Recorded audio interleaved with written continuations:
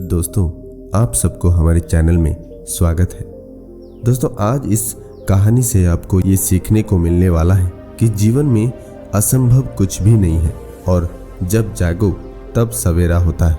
अगर आपको ये लगता है कि मैंने बहुत से बुरे काम किए हुए हैं और अब इन गलत कामों को सुधारने के लिए कोई भी विकल्प नहीं है, तो आपको गौतम बुद्ध के जीवन की ये कहानी एक बार अवश्य सुननी चाहिए। तो चलिए दोस्तों, इस कहानी को शुरू करते हैं।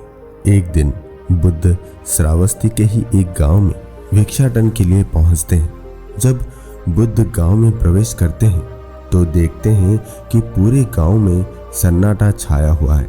दूर दूर तक कोई व्यक्ति नजर नहीं आ रहा था।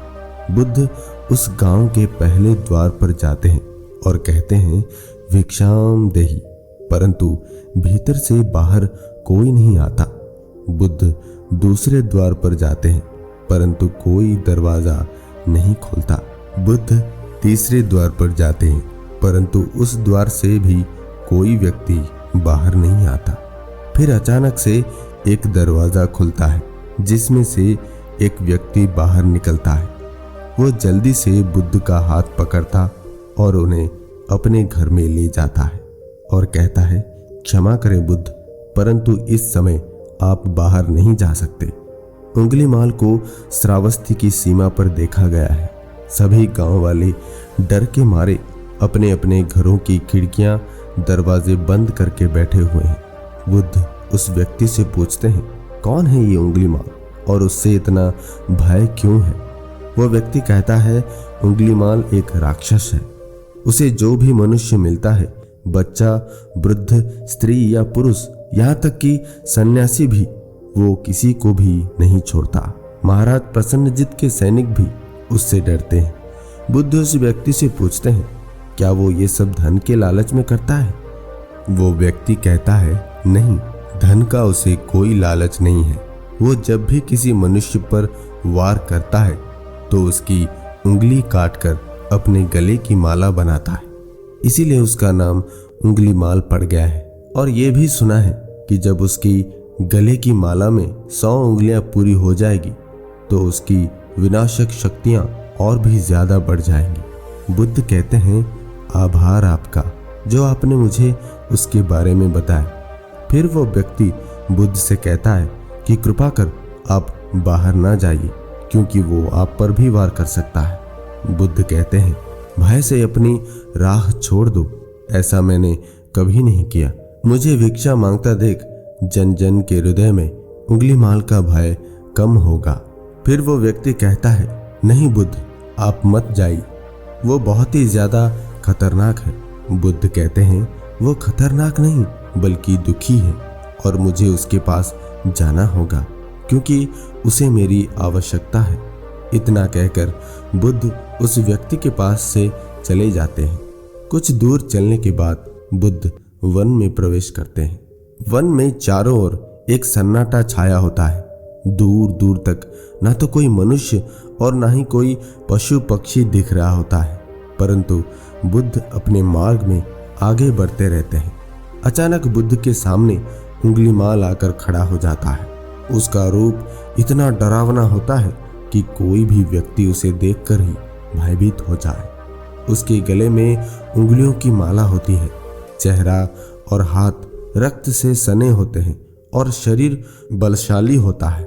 उसका रूप इतना भयानक होता है कि किसी भी साधारण व्यक्ति के प्राण तो उसे देखते ही निकल जाए, परंतु बुद्ध पर उंगलीमाल के इस डरावने रूप का कोई भी असर नहीं होता।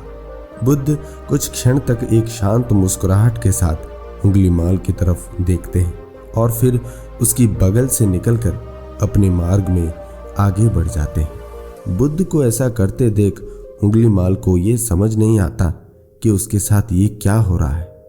वो मन ही मन सोचता है कि मुझे देखकर लोग या तो भाग जाते हैं या मुझे देखकर ही मर जाते हैं या फिर मुझसे अपने प्राणों की भिक्षा मांगने लगते हैं।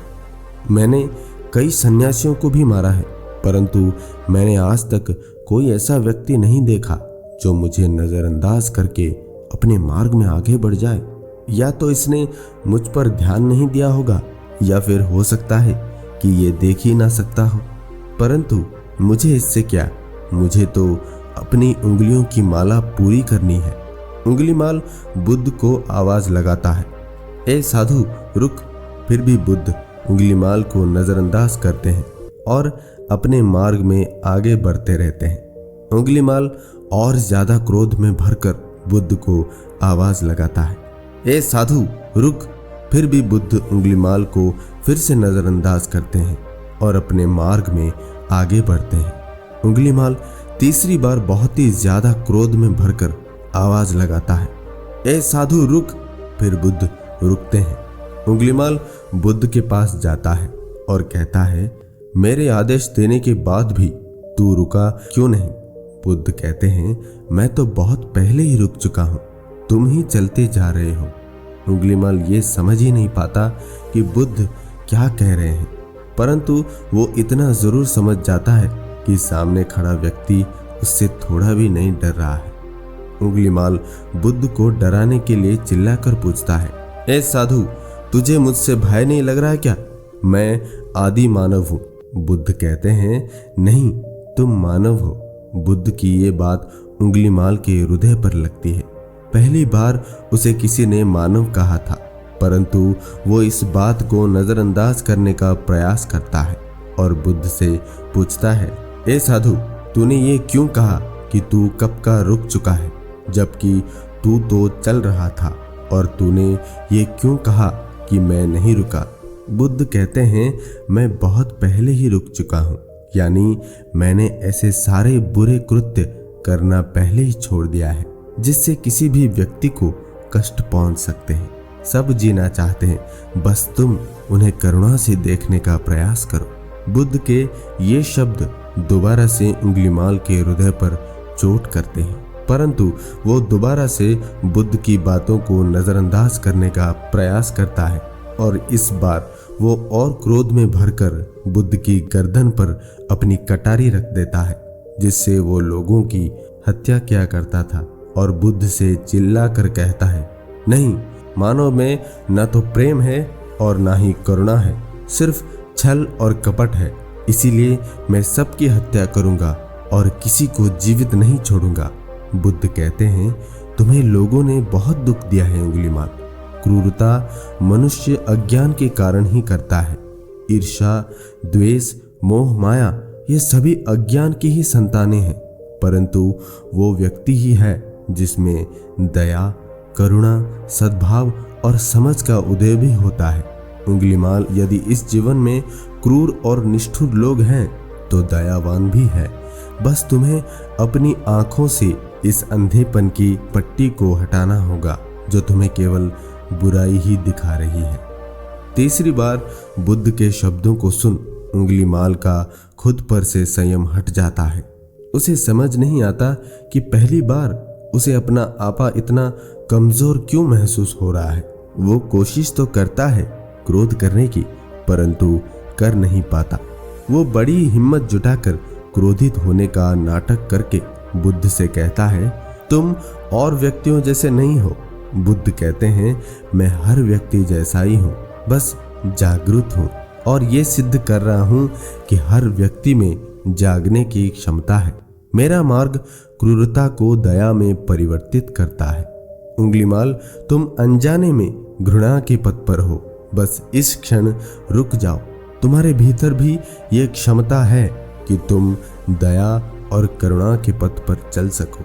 इतना सुनते ही उंगलीमाल के हाथ से कटारी जमीन पर गिर जाती है और उसकी आंखों से आंसू बहने लगते हैं। भला कोई कब तक बुद्ध को अनदेखा करेगा?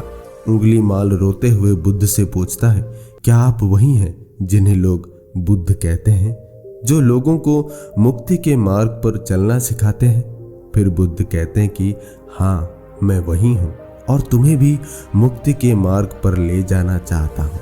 फिर उंगलीमाल कहता है, परंतु मैं अब बहुत दूर निकल गया हूँ। मैंने बहुत हत्याएं करी है और बहुत पाप करे हैं। मैं अब चाहकर भी वापस नहीं लौट सकता और मेरा वापस लौटना अब असंभव है। बुद्ध कहते हैं, असंभव कुछ भी नहीं, जब जागो तभी सवेरा। उंगलीमाल कहता है, मैं अब पुनः जीवन की ओर नहीं मुड़ सकता, बहुत देर हो चुकी है।